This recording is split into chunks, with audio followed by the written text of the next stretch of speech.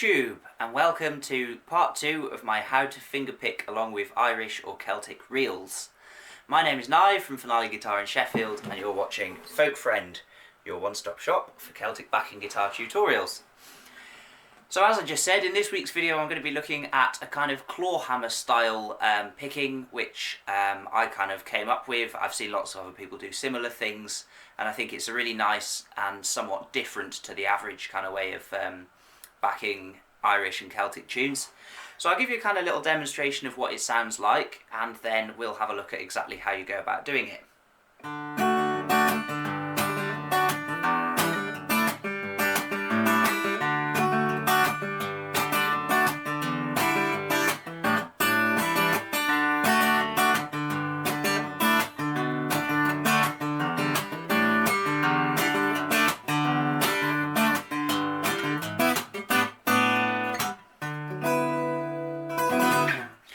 That kind of thing.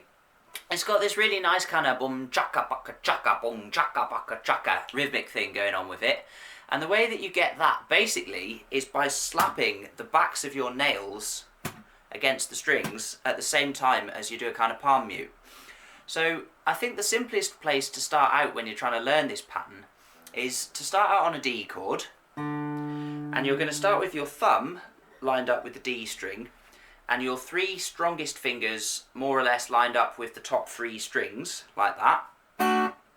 And you're going to do your thumb on the root note, the D string, and then you're going to do this little palm mute manoeuvre where your fingers line up at the top so that as they hit the strings, they kind of hook under the relevant string. So your third finger is going to hit its nails against the strings, but then end up with the nail kind of tucked under the top string. Your middle finger is going to hit the strings and end up with its nail tucked under the B string, and your index finger is going to end up with its nail tucked under the G string. Now for all you short-nailed people out there, I'm afraid this is going to be a struggle for you. Most things you can get away with short nails. This particular pattern is really very difficult unless you've got long nails. If you are a short-nailed person, then maybe consider getting some sort of artificial nails or some of those plastic finger picks or something like that if you want to get into this kind of stuff. Or just grow your nails longer. Yeah, there's not really a lot you can do, I'm afraid, so sorry about that. Anyway, once you've done your little mute and you've got your fingernails dug in under the strings, the next part is going to be to pluck them out. But to begin with, you can just practice doing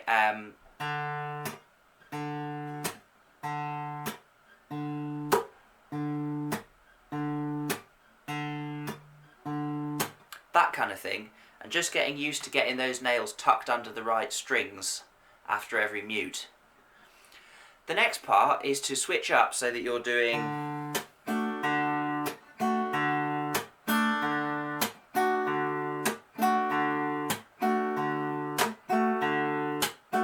like that. So what I'm doing there is once my nails are tucked under, I'm pulling them out again, and that gives you that nice little chaka kind of effect going on.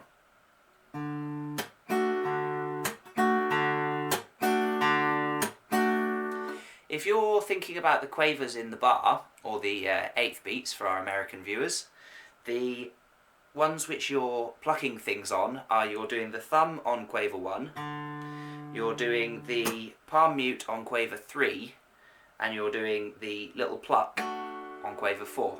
So 1, 2, 3, 4, 1, 2, 3, 4, 1, 2, 3, 4, 1, 2, 3, 4, that kind of thing.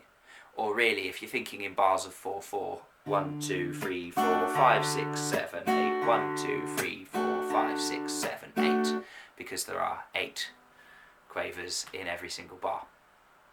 8/8ths, in other words. Really, the American system for naming the notes is a lot more sensible, isn't it? But there we are. Tradition. Anyway, so that's the kind of starting point, and once you get to the point where you're feeling fairly confident with that, what you want to do next is start switching up your root notes a little bit. So if you think about a D major chord, there's 3 notes in your standard D major triad. Those are D, F sharp and A. you've got D at the bottom, which is the root note, which the chord is named after. You've got F sharp, which is the major third, so the third note from a D major scale. And then you've got A at the top, which is the fifth note from the D major scale. So playing those three together gives you your D chord, and if you get bored of using D as the root note, you can use either of the other two as another root note. That's called inverting the chord if you play a note other than the actual root note at the lowest pitch within the chord. So what I'm going to do for this example is I'm going to use D with my thumb as the first root note, and then I'm going to loop my thumb around the back there, and I'm going to use the F sharp, which is D's third, as my second low note for my thumb to play. So that's going to give me something like this. The other option on a D chord would be the fifth, so I could do and go down to A like that. But the reason I've opted for F sharp with my thumb looped around the back is because the next chord that I'm going to go into is going to be G. If you would like a tune that you can practice this pattern along with using these chords that I'm showing you, you can actually do it with my play along, which I made a little while ago for the Maid Behind the Bar, and you can find that linked right now in the corner of the screen. What it does is it plays the tune very slowly and it shows you some very simple chord options. Then it adds some basic substitutions, and then it plays a little bit faster with some more advanced chords, and you can kind of work your way up through the levels. So go and check that out if you want something to practice along with. So the next chord we're going to go into is going to be G, and this F sharp is a really nice choice for that because that note leads us very nicely into G, gives us this nice little bass line at the bottom end of our chords. So we've got something like that. Now you'll notice when I actually play it, I do it slightly differently. I'll just play it again at speed so you can get the sort of sound of what I'm doing.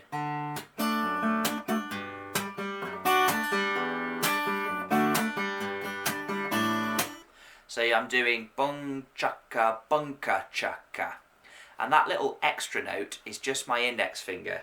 So going back to our D chord, we've got bung chaka, then thumb moves to the F sharp on the bottom string, and I do. So now instead of just being thumb and then the mute and the pluck, now it's thumb, index finger, root, pluck. So that's, in terms of quavers, that's 1, 2, 3, 4, like that. 1, 2, 3, 4. So that gives me 1, 3, 4, 1, 2, 3, 4. I'll do that again. 1, 3, 4, 1, 2, 3, 4. Like that. I'll have it one more time for luck.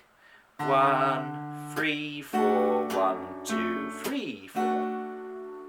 Something like that. The next chord we're going to go into is G. So from this chord we're going to end up going plop.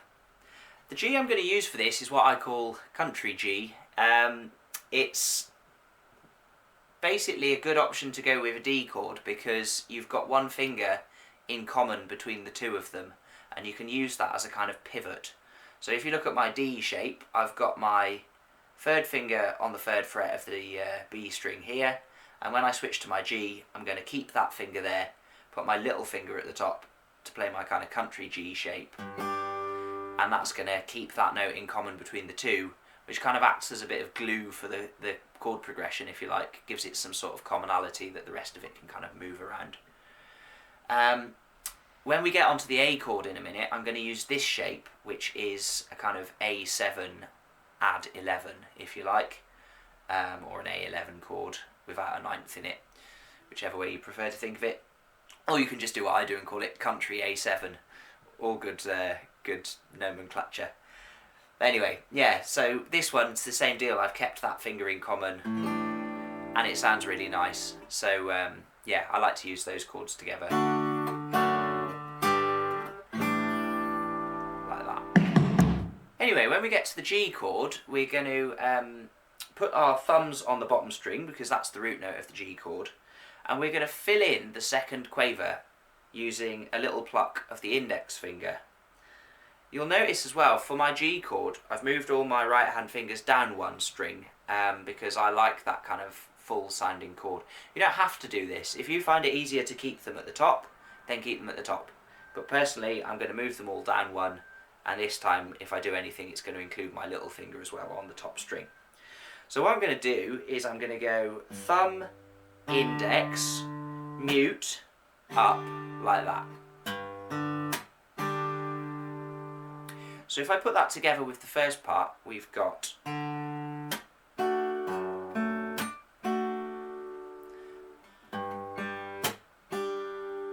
something like that.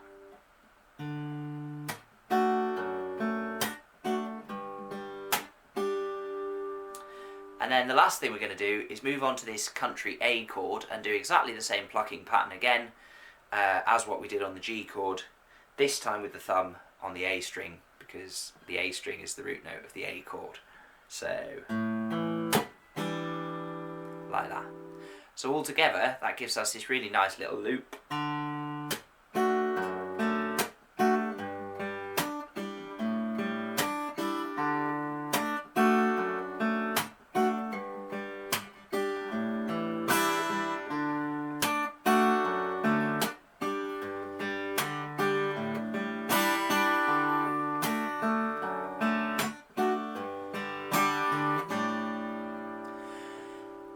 You can hear as I'm going through that loop as well, sometimes I mute the strings more than other times. Sometimes when I do the down part with the down strum with my nails, I don't actually do the mute at the same time, so that it lets the chord ring out a little bit. So instead of, you might get something more like,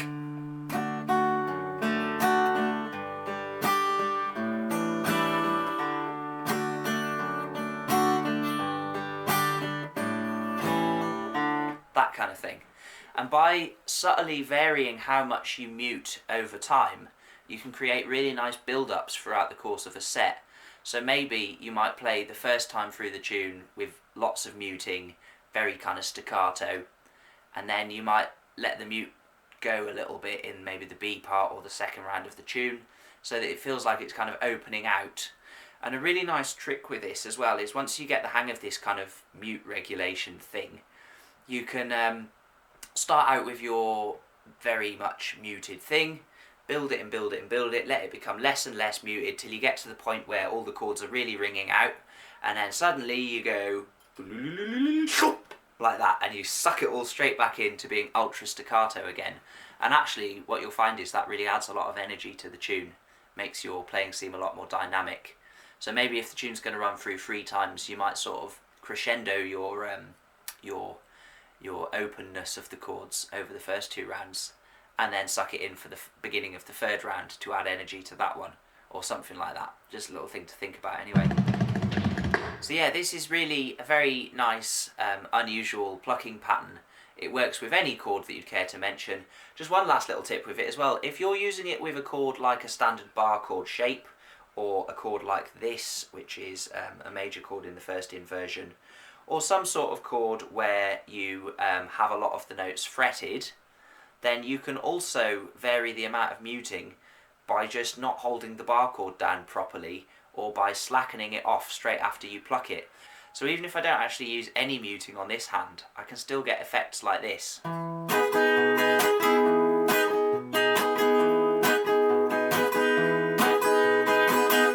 And what I'm doing to get that kind of mute is just pulling the bar off very slightly on this hand, so that it mutes the strings straight after I play them.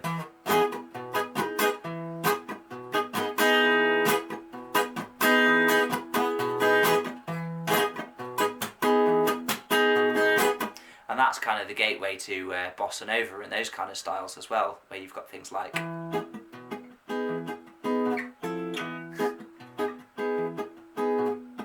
all the muting there is then coming from that hand.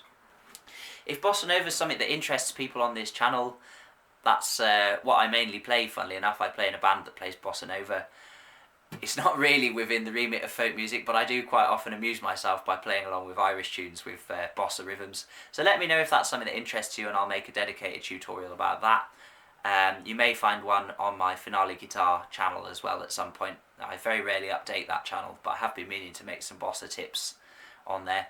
You can check that out in the box down below. It's always linked at the bottom of the descriptions of my videos if you want to have a look on there.